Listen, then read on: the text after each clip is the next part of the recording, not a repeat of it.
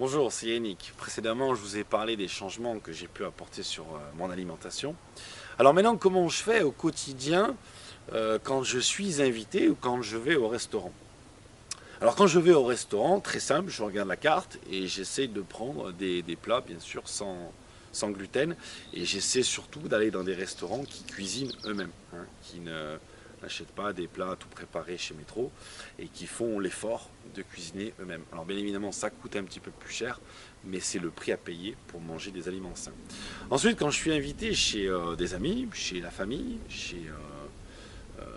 dans le cadre professionnel aussi, bien sûr, je fais le nécessaire pour ne pas me désocialiser, hein, ça c'est important.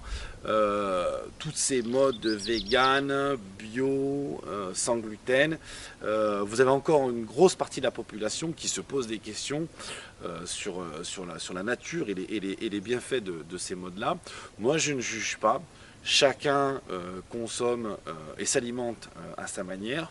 Quand je suis invité chez des amis et qu'il y a par exemple des pâtes, du pain, le pain je n'en consomme pas.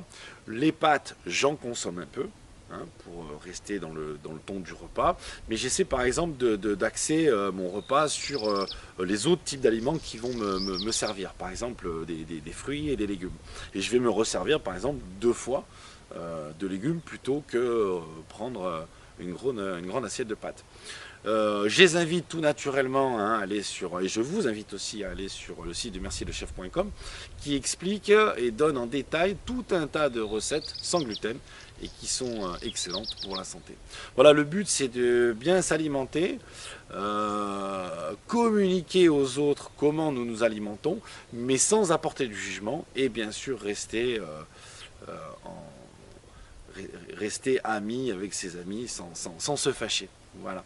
Je vous remercie, je vous dis à bientôt.